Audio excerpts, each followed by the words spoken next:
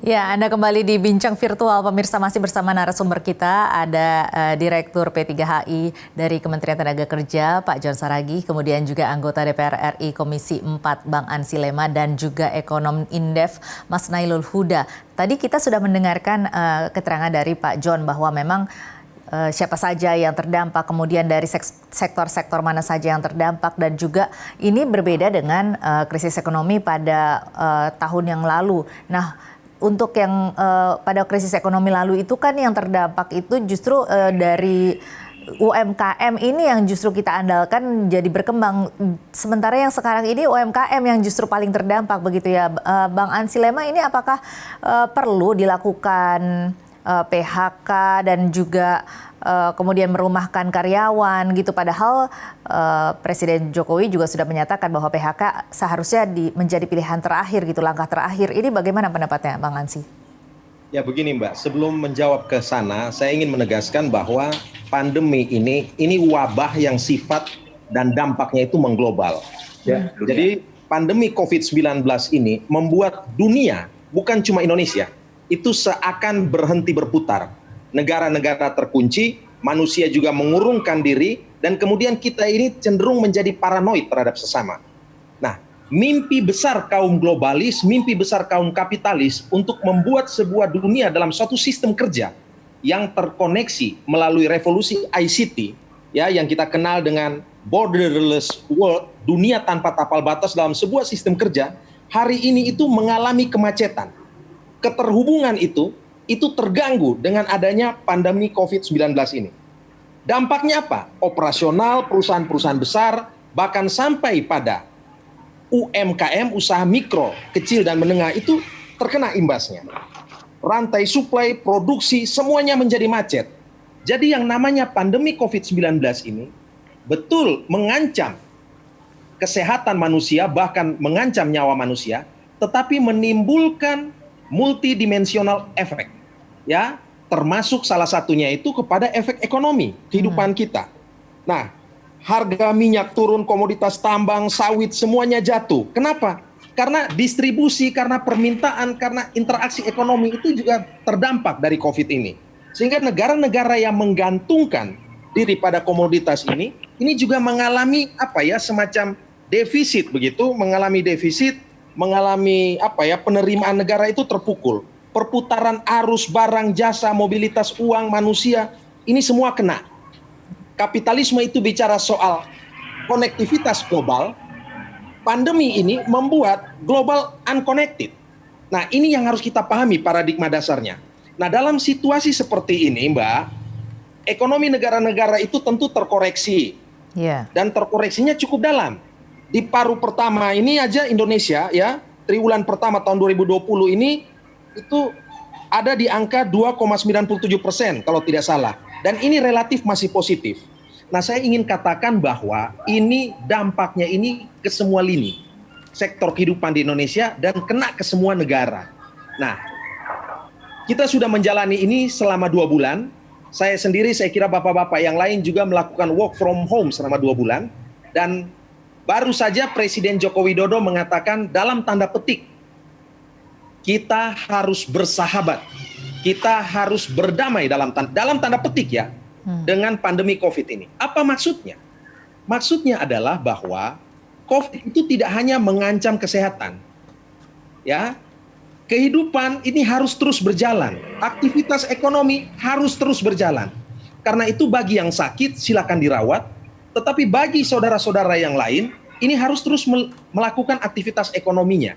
Nah, tetapi dengan persyaratan mematuhi dan menerapkan protokol pencegahan dan penanganan COVID itu secara ekstra dan super ketat. Nah, dunia harus berputar, karena kalau tidak kita hanya mengurung diri di rumah, Mbak. Nah, tentu tidak ada aktivitas ekonomi. Ya, yang kena dampak siapa? Semua sudah dijelaskan tadi oleh Pak John secara baik. Perusahaan besar, perusahaan menengah, bahkan UMKM pun terkena dampak. Saya kebetulan duduk di Komisi 4, membidangi masalah pertanian, pangan, perkebunan, perikanan, kelautan, kehutanan, lingkungan hidup. Semuanya terkena dampak, Mbak. Kemarin saya mendapat video dari nelayan-nelayan di Kupang, Nusa Tenggara Timur, mereka berhasil mendapatkan banyak sekali ikan, tetapi tidak ada pasar. Pasarnya lesu. Biasanya dikirim ke Bali, ke Surabaya, bahkan ke Jepang, ke Taiwan. Tetapi karena tidak ada permintaan, kemudian ikan-ikan itu membusuk dan kemudian mereka menguburkan ikan. Nah, lalu apa yang harus dilakukan oleh negara? Dalam rapat kerja bersama Menteri Kelautan dan Perikanan, KKP, kemudian kami mengusulkan untuk KKP ini menjadi off-taker, untuk membeli produk-produk nelayan itu dan kemudian menyalurkan kepada masyarakat miskin atau masyarakat yang paling rentan dan terkena dampak COVID ini. Nah, jadi produk-produk ikan itu tidak kemudian menjadi mubazir. Apalagi kalau kita bicara di sektor kelautan di daerah-daerah Indonesia Timur itu, ya pabrik pengolahan ikannya masih belum ada, mungkin ada pun sangat terbatas, cold storage-nya juga susah. Nah, karena itu dalam situasi seperti ini biasanya mereka itu langsung mengirim ikan-ikan itu keluar, tetapi dalam pandemi ini karena permintaan pasarnya sangat lesu, ya maka negara harus mengambil peran itu. Ya, itu baru satu contoh ya Bang Ansy ya, tetapi kembali lagi kepada pertanyaan saya tadi, apakah memang perlu sampai harus dilakukan PHK atau merumahkan karyawan? Ya, ini kan kondisi yang dilematis. Kalau misalnya begitu pandemi baru terjadi 1 minggu, terus kemudian perusahaan-perusahaan melakukan PHK, tentu ini juga layak untuk kita pertanyakan. Ya. Tetapi kalau seandainya sudah sampai beberapa bulan dan kemudian tidak ada aktivitas ekonomi, nah tentu kan perusahaan juga harus berhitung. Selain dia memikirkan harus menggaji karyawan-karyawannya, di sisi lain perusahaan-perusahaan ini juga tidak beroperasi, tidak beraktivitas. Nah, sehingga kemudian ini kita harus melihat ini secara kasuistis begitu. Perusahaan-perusahaan di level mana, skala mana, melakukan kebijakan apa, ini kan harus kita lihat. Kita tidak bisa mengeneralisir semua perusahaan. Gitu. Iya, kalau menurut Anda kebijakan atau strategi apa atau langkah pemerintah apa yang harus dilakukan? Loh, pemerintah sudah mengatakan jelas ya, di satu sisi ada kebijakan PSBB. Walau ini tujuannya adalah kita tahu bersama untuk mencegah penyebarannya. Tetapi kan kita juga mengkritisi, memberi catatan terhadap implementasi di lapangan. Ada hal-hal tertentu yang perlu dibenahi untuk perbaikan-perbaikan ke depan. Tetapi Presiden Joko Widodo itu sudah sangat sadar bahwa ancaman pandemi ini tidak saja pada ancaman kesehatan, tetapi ancaman juga pada ekonomi. Presiden Joko Widodo tidak diberikan pilihan yang ideal. Semua pilihan ini serba buruk. Nah, di antara pilihan-pilihan yang buruk ini, beliau harus memilih pilihan yang setidaknya lebih baik daripada yang terburuk-terburuk itu. Karena itu ada pernyataan dari Presiden untuk mengatakan, marilah kita berdamai dengan corona. Itu bukan berarti pemerintah negara Indonesia itu sudah menyerah kalah, takluk, tunduk pada corona. Bukan. Tetapi Presiden mau katakan, kita perlu kembali kepada kehidupan normal dengan melakukan berbagai penyesuaian-penyesuaian. Perlu ada adaptasi. Adaptasi ini perlu gitu loh. Sehingga kemudian masyarakat itu bisa kembali menggerakkan roda ekonomi, perputaran ekonomi, tetapi aspek kesehatan mereka itu tetap terjaga.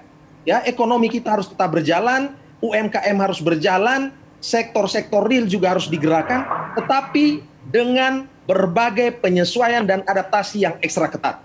Ya, saya ingin katakan bahwa tugas negara itu melahirkan sebuah kebijakan. Kalau negara sudah bilang hidup tertib, patuhi protokol ya pencegahan COVID, ya masyarakat harus ikut hal itu. Presiden atau pemerintah ini tentu tidak ingin mencelakakan rakyatnya, tetapi butuh kerjasama, butuh sinergi antara pemerintah dan negara, butuh sinergi juga dengan rakyat. Ada kritik, ada catatan buat kerja pemerintah, tapi ada juga catatan buat perilaku-perilaku masyarakat kita ini. Nah, kita ini kan, mohon maaf ya, budaya kita ini kan cenderung menggampangkan masalah, cenderung suka tidak tertib, cenderung sewenang-wenang, kurang disiplin. Nah, pandemi COVID ini sebenarnya suatu hal yang kalau kita mau baca dari perspektif yang positif, ini bisa mentransformasi kelakuan-kelakuan kita yang minus menjadi lebih tertib ya dan lebih beradab begitu. Saya kira itu poin dari saya. Oke, baik. Kita nanti akan ke Mas Huda, tapi saya harus jeda dulu. Pemirsa, nanti Bincang Virtual akan kembali lagi untuk membahas mengenai badai PHK di tengah pandemi. Namun kita harus jeda sejenak, tetaplah bersama kami.